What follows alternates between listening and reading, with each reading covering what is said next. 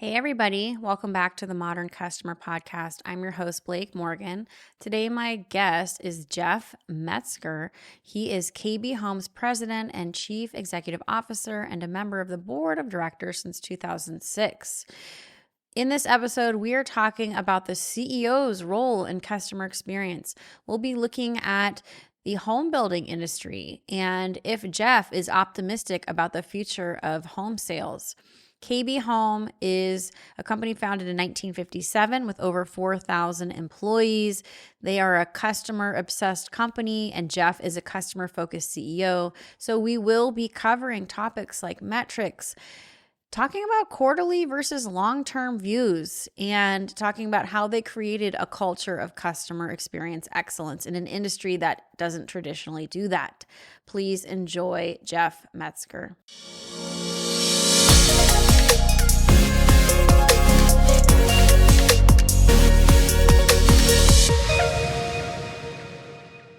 Jeff, welcome to the Modern Customer Podcast. Where are you calling in from today?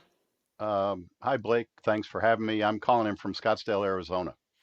Oh, perfect. Okay, yes, Arizona. I feel like so many home builders are out there. Well, it must be a wonderful place to live because you could just live anywhere because you build homes all over. Yeah, So it must be absolutely wonderful. yeah. It's a great place to live. It's a large enough city to offer everything, but it's not so large it overwhelms.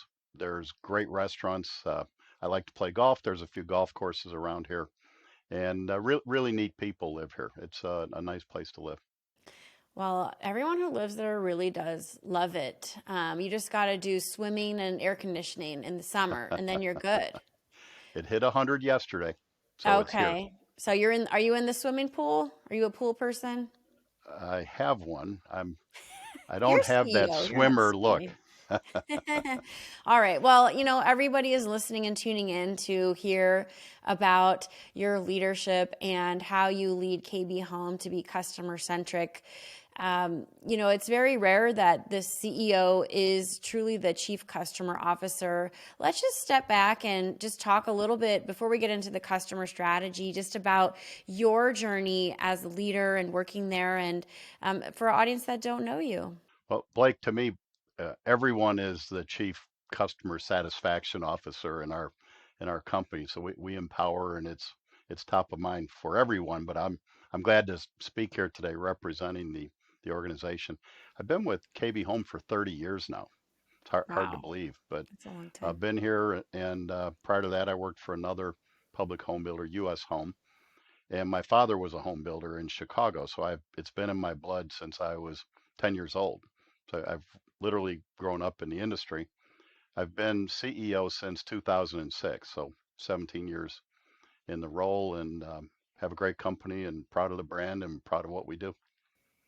So home building, new home building. I bought a Tri-Point home in our first home. We don't live in that home anymore, but I have a firsthand experience as a customer what it's like. I've also worked in a professional capacity with new home builders. Historically, they don't have to be customer centric because, especially like where I live in California, everybody wants homes. Mhm. But, so new home builders, I wouldn't say have the reputation of being customer centric. Do you take that and ensure that you stand out saying, well, we actually are customer centric? We do, and I feel it's a real differentiator for our company. And I can say that from a few perspectives. First off, and you've experienced it, when you purchase a new home, it's an emotional attraction to the home. And typically, at that time in your life, it's the biggest investment you've made. So it's a large financial commitment and it's a large emotional commitment. And frankly, the biggest thing people purchase in their lives. So it's not something you can return in 30 days or get a quick refund because you didn't like your meal. And we've always taken a long-term perspective and try to create customers for life. And from a business standpoint, about 30% of our sales today are referrals from Oh, that's existing amazing. homeowners or Yeah. previous buyers. But on top of that, you have a realtor on about 60% of the transactions. And the more you take care of their customer, the more confident they are in bringing more customers to you. So whether it's the connection with the customer or the linkage and the relationships we have with the realtors, it just makes sense. And we definitely feel it's a differentiator for our organization. So it's been a rough time for anybody touching home building in the last year. With COVID, a lot of home builders had supply chain. They were selling, selling, selling. Then we've got supply chain issues. Then things are getting better. Then we've got the mortgage rates going up. Now I'm reading that it is a good time for new home builders. Let's just step back before we talk shop and talk about the economy. Are you optimistic about the economy right now with regard to your industry? With regard to our industry, I am optimistic, and primarily it's because there's no inventory out there. Our biggest competitor is resale. For every new home sold, there's five and a half resales. So naturally, that's your biggest competitor. But on the resale side, and the Bay Area is a great example, resale inventory is being quoted in a manner of weeks. There's like 2 or 3 weeks supply of homes on the market. So it's created this supply imbalance that falls right in with the home builders who, as interest rates rose, had the capability of offering a little better interest rate to help the buyer still afford the home or get it for the payment they first contracted. And there's not a lot of choice on the resale side. So it's very good for the home building industry right now. And I think that's going to stay around a while. It'll take a long time to get inventory back. Yeah, Jeff, you're speaking to my experience. I had a home in Alameda in the East Bay. We sold it at the height of the market. We moved out of the Bay Area, but it's crazy what people are buying, and it's just such little square footage. And there's just so much competition. Let's talk about your leadership strategy. That's why everybody's tuning in. What do you think makes you unique? I can just see from your mission statement how you lead, but from your own words, being so interested in customer experience, why do you think that is a powerful move as CEO? But it's a differentiator and it's deeply ingrained in our culture. We actually hired someone to help us with our branding and the vision statement that we came up with. And they did focus groups with realtors, our homeowners, our employees, our subcontractors. And they came back and they said, you guys are already doing everything. You're just not, you don't have it encapsulated. And here's what we think you ought to do. And they recommended we go with the vision statement to be the most customer obsessed home builder in the world. And I paused because, okay, obsessed, is that the right word or not? And do we really want to go out there and boldly say in the world? And then the more I thought about it, it became the rallying cry for our whole employee base. It was in our culture already. And it's now the guiding light when they have to they have to deal with a situation with a customer, whether the home's under construction or already lived in. Their question to themselves is, what would the most customer obsessed home builder in the world do? And they have their answer. It's right there. And normally the answer is go deal with it and just take care of it and satisfy your customer. It's pretty neat. So one of the things I have to ask you, Jeff, is how are you tying, and it's going to sound terrible, but how are you tying the investments in customer experience to ROI? Well, we typically have one of the highest sales rates per community in the industry, and I think it's the combination of the value we provide to the homeowner in that we're a built to order builder. So they design their home, they go to our studio, they personalize it, then we build it. And so in that business model, you really have to take care of the customer along the way. And then on the uh, on the back end, after they've closed, we've actually seen our warranty costs go down over the years because we take care of the customer and we make sure it's built right the first time. And happy customers, we don't have the aggravation cost, if you will, that you may have heard in our industry. And so our costs go down, our sales rate is up, and I think we're a more successful company as a result. All right, so I have a couple unique insights into this industry because I've worked in the industry a little bit. So one of the questions I have to ask you is, do you have your contractors, are they full-time working for KB, or do you have third-party contractors? They're third party. We have Okay. site superintendents that are employees, and everyone who creates the home, the framing and sheetrock and painting and flooring and whatnot is all third party.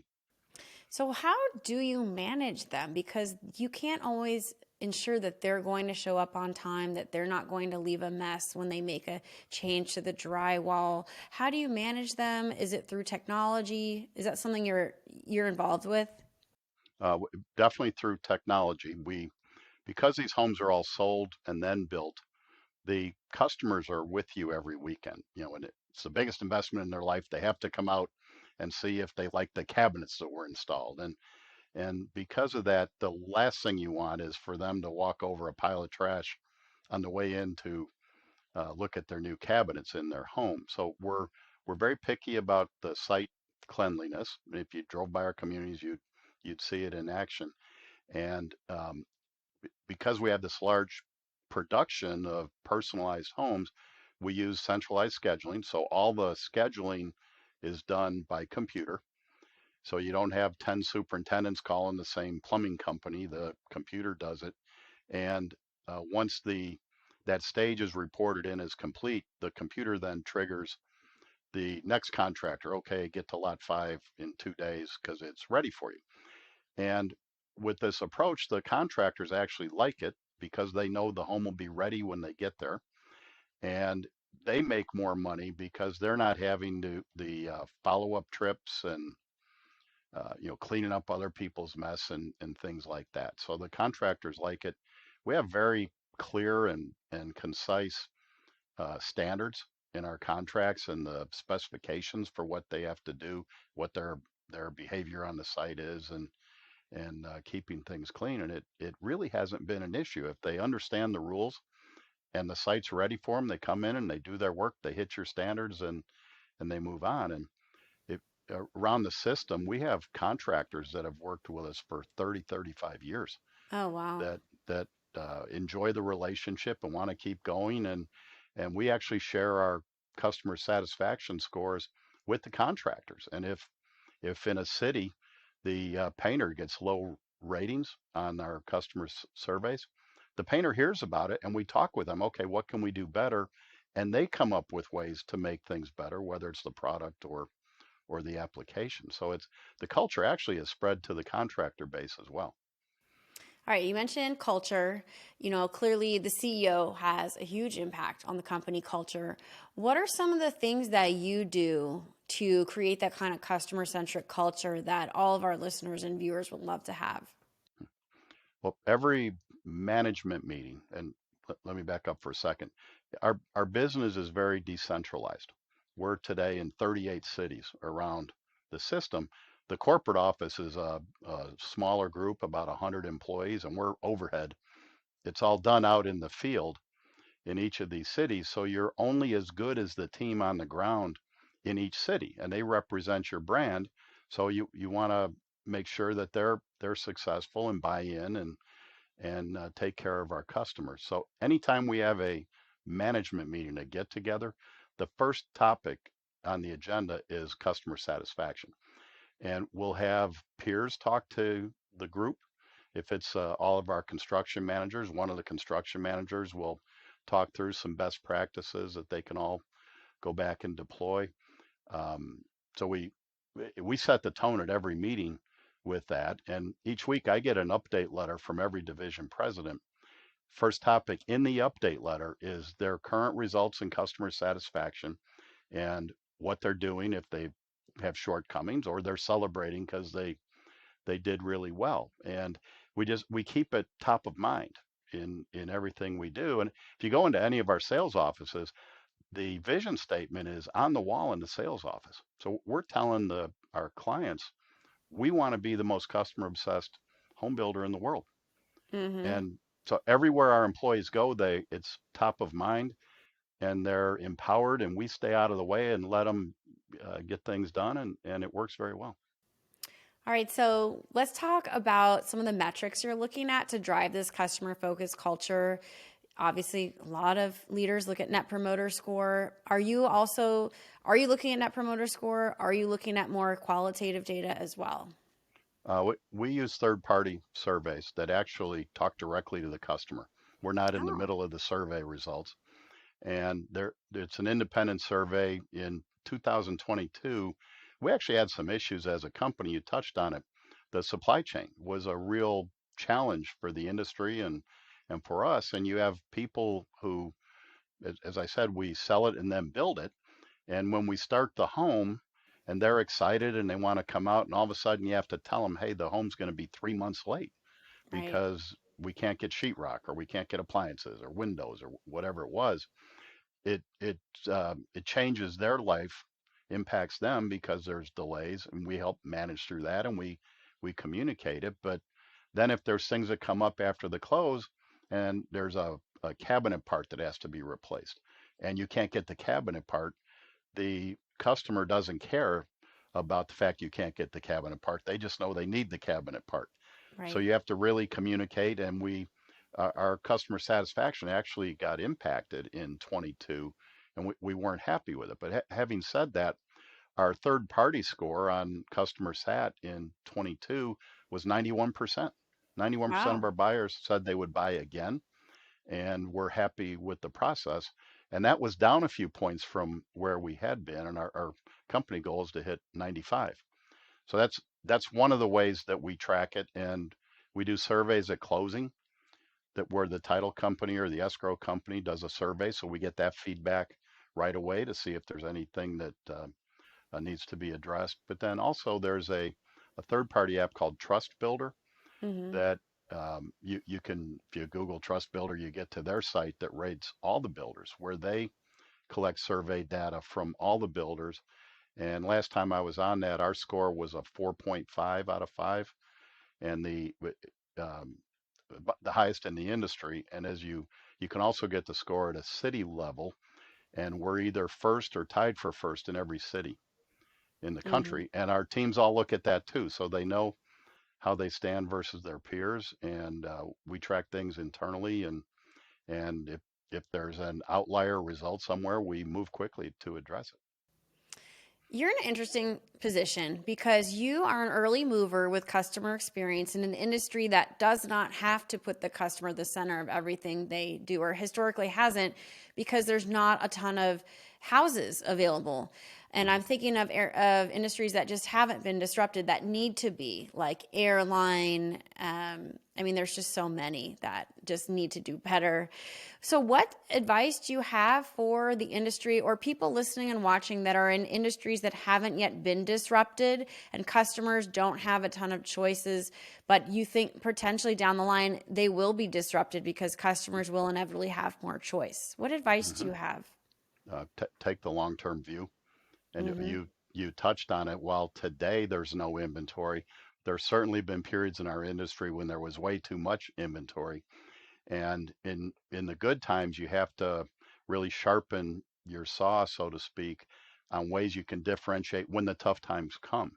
And that's really why we do all this, is to get ready for the more difficult time. And our industry over the years has always been very cyclical. When it's good, it's really good. When it's bad, it can get difficult. And we think everything that we've done to create value in the brand and the relationships we have with the customer will pay off for us when we're in a different part of the cycle and there is inventory or interest rates go up further, and the things you have to do to differentiate and sell a home. Have there been times when you've had to tell your shareholders, like, I'm sorry, we're not going to make money this quarter because we're going to do the right thing, even though, we could cut costs and do all these things we shouldn't, and sorry, it's gonna be uncomfortable for a little while. Yeah.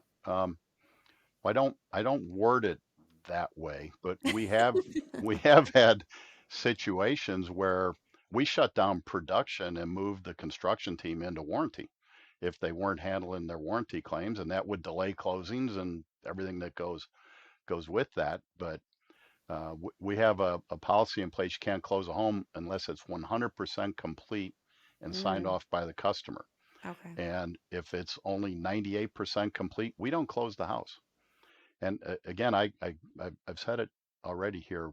We take a very long-term view, and that short-term gain to get another delivery or another dollar of profit, you give back and then some in the long run. So we run our business, stick to our standards. Um, if you stray from the standard, you don't have a standard with the employee group, and we're very consistent in our approach. So if we have some issues and the homes don't get done, as the CEO, I'll take the bullet that quarter on our investor calls. But the next quarter we'll be right back and return, and we think we're a better company as a result. Jeff, one of the companies that has taken a really long term view is Amazon, and they were misunderstood for a long time. They struggled for many years before they made money. What would CEOs do differently if they took this long term view that you've taken and Jeff Bezos took? Hmm. Well, it was interesting. I actually sat on a panel with the senior VP, I think it was, of sales for Amazon back when they weren't making money. Oh, And he did a presentation on the billions of dollars they were spending when Amazon Prime was free and they wanted to get their product out there. And it was a long-term view. They wanted to create the customer, show what they could do, and knew they would make it back and then some. And I don't think in their wildest dreams they thought it would get to where it's now arrived at. But it's a great example. You don't look this quarter, you look at what you're setting up for down the road. So it's take the long-term view. And you do have to differentiate. There is a sea of sameness. Certainly in our industry, a lot of houses look similar unless you have a real critical eye, so you don't know the difference or uh, the pricing and everything. You have to differentiate yourself. so I mean, are those investor calls uncomfortable when you're not like when it's a tough quarter? And I ask you this because this is literally the main problem in this industry that's preventing the whole world from being more customer centric. Is exactly what you're Yeah. talking about. Is this investment in customer relationship, this is going to cost us money, and it's going to make everyone uncomfortable because it's going to look bad for a little while. um, you know what are those conversations like? How do you walk yourself out of that situation? Really hasn't been that arbitrary, like where it's okay, we're gonna lose money this quarter because we couldn't get the houses built. It'll be a situation in one city, and it'll be 10 deliveries or 20 deliveries in a quarter where we deliver 3 or 4 thousand homes. So it hasn't been enough of a negative to have to explain to anyone. Now, supply chain and our build times going from 5 months to 9 months, we had to explain that, and that's uncomfortable because you miss your deliveries and your revenue in a quarter. But that wasn't company specific, that was industry specific. You just, this is what happened, this is what we're doing about it, and you go back to work. But Mm-hmm. I'd rather have an uncomfortable result for a quarter and have to explain it, but create the long-term value. So we haven't done anything for the old the way the industry used to be. It was, quote, get the unit, get the house, whatever it takes, go get the house. And houses were closed that shouldn't have been closed. And Mm-hmm. we're not going back to that. Cost a lot of money to fix, unhappy customers, litigation, all those things. And we're so far beyond that now and never going back. Mm-hmm. Okay. And so you're an outlier. I'm sure you know that because, customer experience, again, not the staple of most new home builders. What is exciting for you as you look toward the future of the industry? What are some of the trends on the horizon that you think are really exciting and interesting that will also move the industry along with regard to innovation? Um, we're doing a lot of innovation with our product, whether it's sustainability and energy efficiency. And we just had an event this week where we introduced a community in Southern California that's, quote, off the grid. It actually has the ability to, every home has solar, every home has battery storage. So you create the energy during the day with your solar panels beyond what you can use. You store it at night so your home can run day and night off of your solar.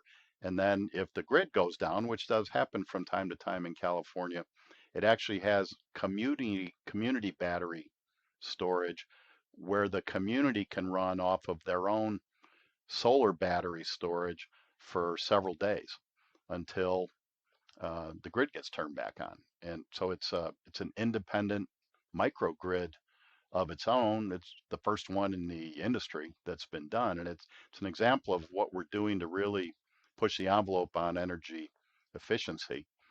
Um, we continue each year to improve how our homes perform, and our mantra is lower the total cost of home ownership. And people may not understand once you buy the home, your utility bills can be really expensive if the home isn't efficient. And we do analytics on whatever that item of efficiency cost versus what we can lower the utility bills. And we've worked over the years to continue to lower utility bills. And in the case of this microgrid, in theory, the utility bills are zero. It's an all electric community with it creates its own power. So that's pretty cool. And we're continuing to push things in that regard. We're doing a lot on healthier homes and healthier air, which doesn't get a lot of attention, but filtration in the homes. And when they're so energy efficient, you also have to have better airflow and quality of air. So we've done some things there. We're doing a lot on water conservation, doing our part there. So all these things that we're doing um, in that area of technology, we're really just scratching the surface, and you'll see it start to come more quickly.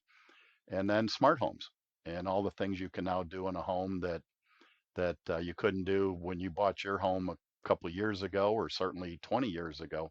The features that are out there from a smart technology standpoint are really changing how people live, and I think you'll continue to see that accelerate. So there's a lot of things going on. It's still 3 bedrooms, and it's still a driveway and a garage and a backyard, but there's things within these homes that are totally different than even a decade ago. It's so interesting. And I think once you live in a new home build versus an old home, like now I live in Calabasas in Southern California, and it gets really hot here. It can be 100, over 100. You live in Arizona, and those air conditioning bills can be like over $1,000 a month to Yeah. cool the home down. It's not efficient at all. So it's interesting to see. I'm so glad that you're moving in that direction. Hopefully, maybe I'll just have to take some notes from you and put it into my old house over here in Yeah. Calabasas. Well, we Uh, have a couple of communities out in the West San Fernando Valley. We could probably help you. Oh, great. Okay. Well, we'll have to talk after the show. Maybe I'll move it. No, I can't. I can't move again. It'll kill me. The stress. Anyway, let's have some fun, Jeff. Let's get to know you a little bit better. Okay. You ready to take some rapid fire before I let you go for the day? Sure. All right, Jeff. What does your morning routine look like? Early riser. Before I get going on work, I'll read 2 different newspapers online. Just see what's going. It's New York Times and the LA Times, East Coast, West Coast. Okay, what's going on? I check all the business blogs, get that out of the way, and then go to work. And um, maybe an hour in reading and researching what's going on in the world today, and then start work around 8 o'clock. Um, been doing that for 30, 40 years. Okay. Yeah. So, do you have a unique leadership hack that helped get you to where you are today? Yeah. One of the things that I was thinking of, I actually watched a couple of your blogs, by the way, so I knew that question was coming. But Oh, darn it. one of the things that I've done over the years is really tried to be a better listener. And if you've ever watched, there's people that are in a discussion or an interview or whatever, and one of the two will go, and talk over the person, and they're not listening anymore. And so they're assuming they already know where the comment's going or where the question's going, and you lose effectiveness with people if you're not a good listener, whether it's a customer, an employee, your spouse, whatever it be. So I've worked hard and I've watched people that are very good listeners, and I've watched people that talk over others. And I'd say be a good listener. Go a little slower and really listen to what's being said so you can be a better communicator. It's a natural marriage, good listening and customer experience. And Yep. you see, good listeners are often customer centric. All right, next question. What do you do to relax at the end of a hectic day? Like to take the dog for a walk. It's getting a little hot in Arizona, so it's a little tougher in the afternoons, but I like to go for a long walk with the dog and get away from everything and clear your head and what's going on in the world and think about whatever happened that day and what you have to do for the next day. And then I enjoy Arizona sunsets, perhaps with a glass of wine, because it's a beautiful setting when the sun goes down. Well, this you might have answered my next question. What's your idea of perfect happiness? Um, Shooting my best score on the golf course, which doesn't have to be par, it just has to be a little better than I've done before. And then sitting on the patio and watching the sunset. What's your favorite type of vacation? Go to a beach and hang out. Hawaii's very nice, or Cabo from the West Coast. So just go on a beach and do nothing for a week. Mm-hmm. If you could have lunch with anyone dead or alive, who would it be? My father, it, and I was thinking of this one as well. My father passed away when I was 22, and I just graduated from college. And when you just graduate from college, you know everything in the world, and you're smarter than everybody, and you're not going to listen to anybody. And I didn't get a chance to have the adult conversations that you'd love to have with your parents, because he died at an early age. So I'd love to sit with him and throw some things at him that I've learned between 22 years old and today, and test things on him and get his views and his philosophy on life. I'm sure he would be so proud of you, but I'm sorry that you didn't get that Yeah. experience. Okay, last question, Jeff. If you had to describe your outlook in one quick motto, what would it be? Um, don't give up. Have a bias for action, and keep trying. I love that. That's so important. So important. Well, Jeff, this has been so fun, and I hope you'll come back next year and tell us more about how KB Home is doing. If any of you are interested in buying a new home, buy a KB home, right? Absolutely. All right. Well, everybody, you've been tuning into the Modern Customer Podcast. Thank you for listening and watching. Until next time.